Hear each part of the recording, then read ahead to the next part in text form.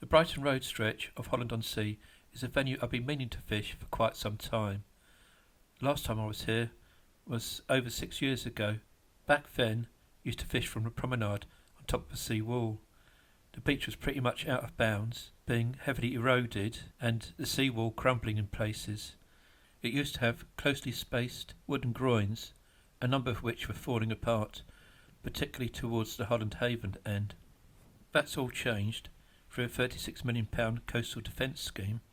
The wooden groins in the 5 kilometre stretch from Clacton Pier to Holland Haven have all been replaced with 22 fishtail rock armour groins and a terminal groin at the Gunfleet Sailing Club at the north-eastern end of this stretch. You can get onto the beach now, since it's been replenished with sand and shingle right up to the height of the promenade itself. Holland-on-Sea was well known for its spring run of codling, which is the main reason why I used to fish here. It has also held one of the Penn Sea League finals, which I remember coming to see with my mate Big Al. I think that was in 2007. I remember seeing codling caught in that match, and I think that was either March or April. However, like a number of other nearby venues, the codling fishing has gone into decline, and it's now thornback rays which are the main target. It's better at night, but you can still catch them during the day.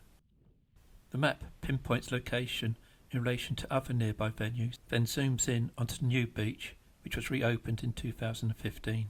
The fishtail groins are similar to, but smaller than the ones at Jaywick, and they're all numbered.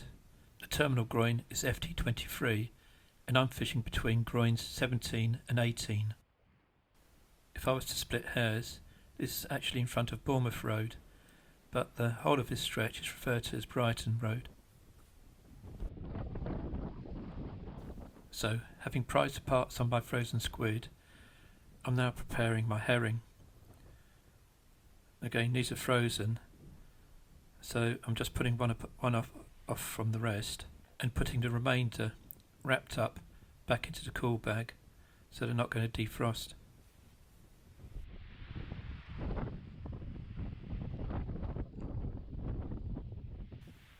It's a lot easier to cut up frozen fish baits, and I prefer to use scissors rather than a knife if at all possible.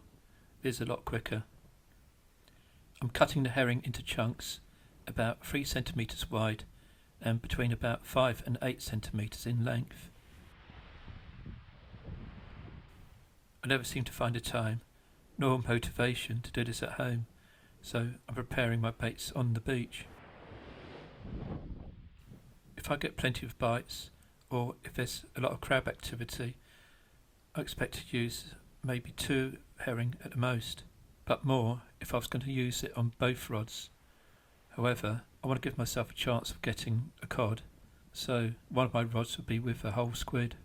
With that in mind, I find that herring's not as tough as bluey, so with that in mind, I prefer to fish it wrapped up in squid, which is what I'm preparing for right now. Others will do things differently, using baiting tools, etc., but this is what I'm used to.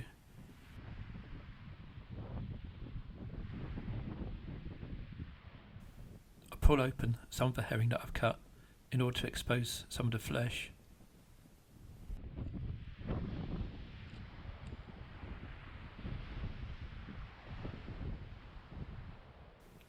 And cut some of the bigger bits into smaller portions. So, with the main bait prepared, let's have a look at the setup I'm using today. A pair of 16-foot rods held high. These are Dara ground waves, teamed with Penn Affinity 7000s and 30-pound braid. There's a strong tidal pull here, so my tripod is weighted down with a bag of stones.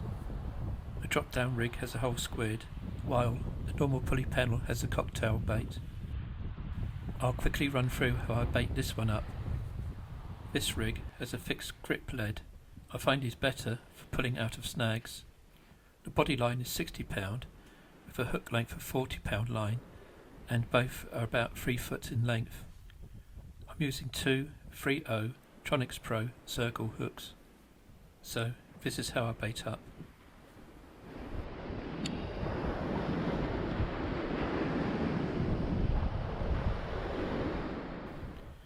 The herring goes on first.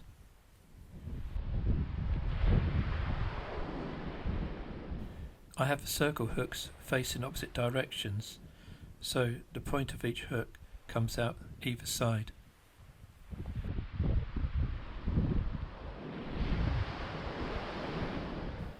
I then trim a piece of squid to shape.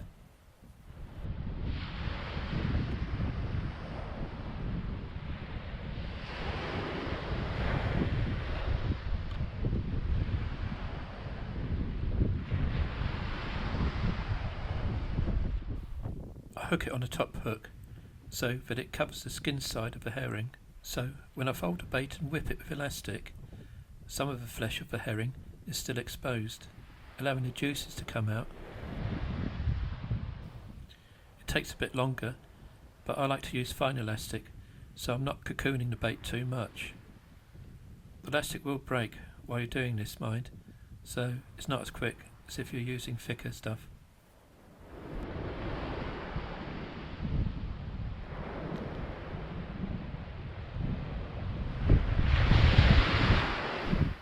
The end result is a truncated sausage with enough of the hook points sticking out so they're not going to get masked when you strike into a bite.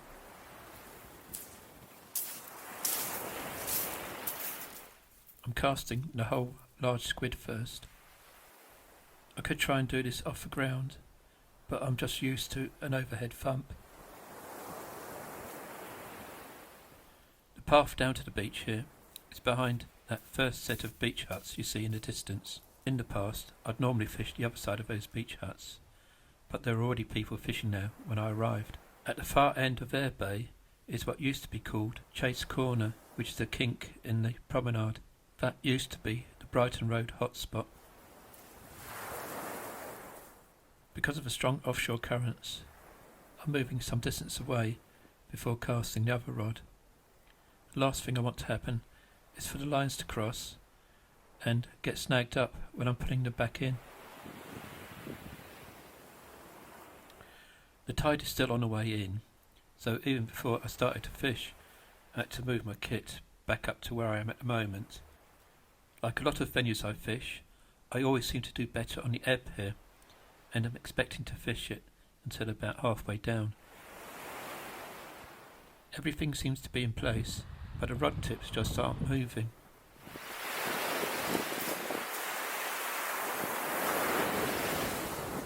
Time to check to see if crabs have stripped the bait.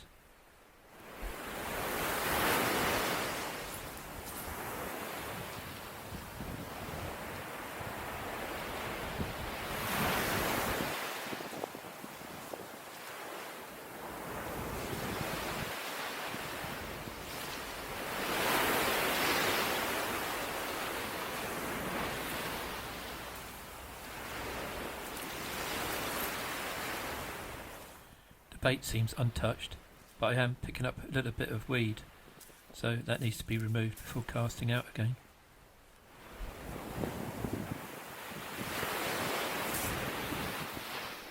Now for plan B. I have brought one of my Gravel VT rods with me, so set this up in order to cast out a boom rig. I won't be taking that rod seriously. It's just a standby, catch anything tactic in order to avoid a blank. This is the first time I fish for rays for a while, and since I haven't fished this spot for so many years, and it seems to have changed quite a bit, my confidence level is not that high. The boom rig is baited with just lug.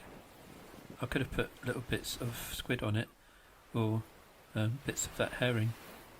With any luck, there may be a dab or two about. When you've got two rods out with big baits, and it's a waiting game, there's not much of a problem in fishing a third rod, as long as it's not in the way. With the main rods, I'm not expecting tiny little bites. A big pull down or drop back bite, slack liner, is what's most likely to happen. There's more finesse with this rod, however, so positioning it properly is important.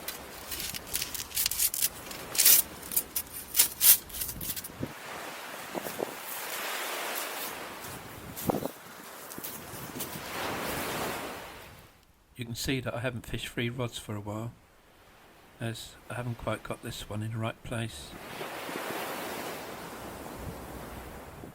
don't want to keep having to turn my head around as if I'm watching tennis, so it needs to be adjusted and moved that little bit closer towards the main rods. I do, however, want to keep this rod fairly low down, since I'm hoping I might get a flatfish on it.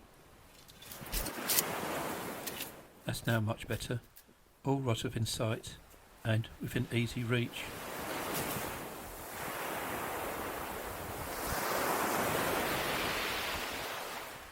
The tide is now properly ebbing, but there's still been no action, and I'm now ready for my move down the beach.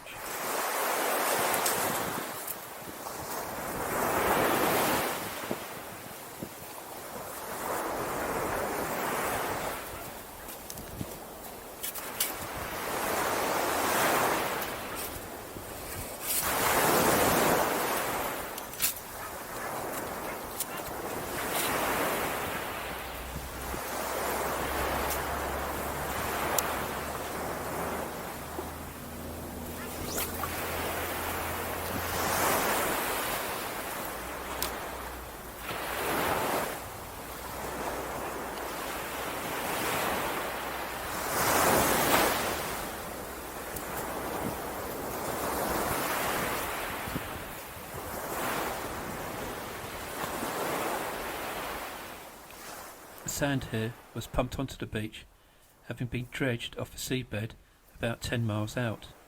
In the past, used to be casting onto clay beds here, with the ground being quite irregular, and quite often, on the ebb, your legs used to get stuck in that clay. For some reason, that's not happening today.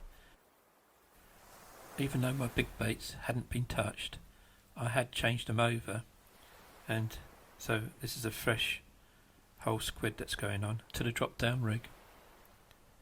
Since it is a large squid, it is pennelled. I have swapped the lead over to one with grip wires, as on the ebb there is a much stronger tidal pull. I should really have baited up different hook lengths for this rig, maybe even one with smaller hooks, say size 1/0 and lugworm. All of these thoughts go through your mind when your primary line of attack is not working.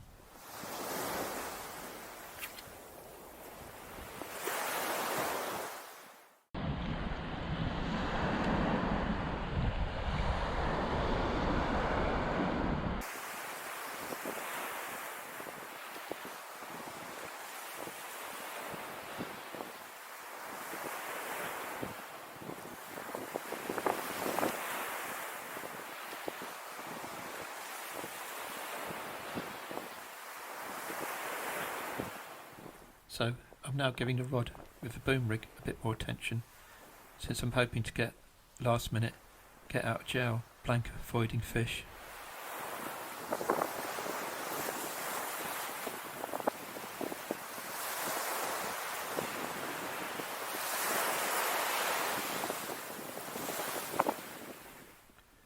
At long last a bite, but I miss it.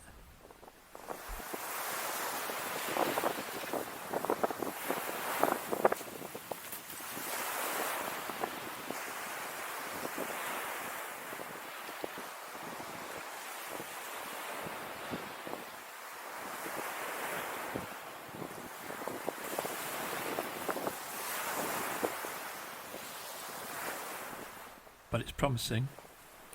Now that's better.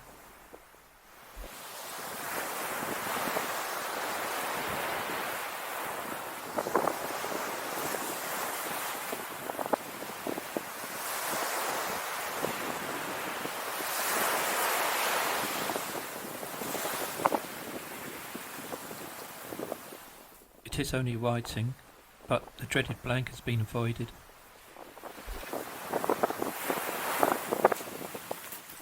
Still no signs on the other two rods though.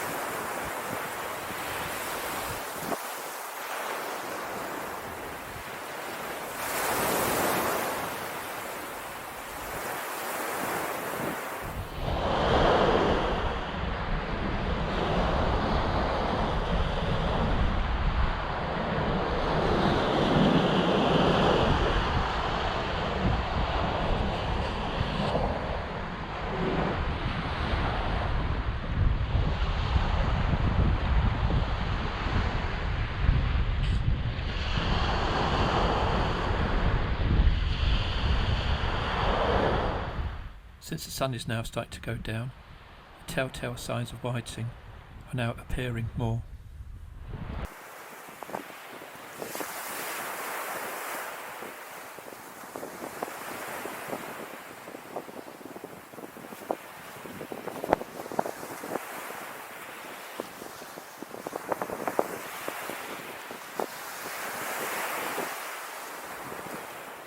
But as we get more into the ebb and the water shallows a bit, the amount of weed also increases.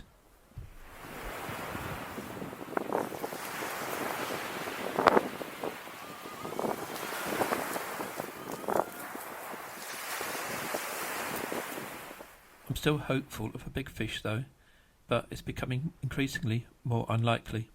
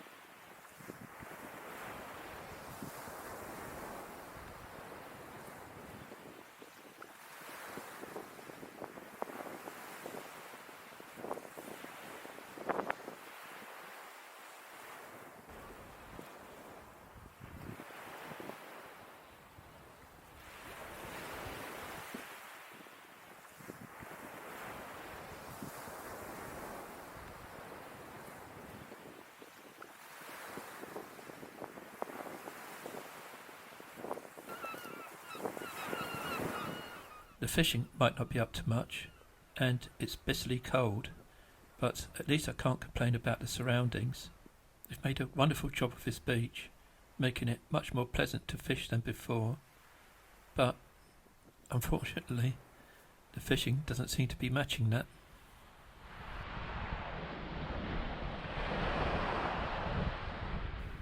I might have just been unlucky today, and it's certainly not putting me off coming back, but I might have to go back to the drawing board to figure out how I'm going to get a decent sized fish.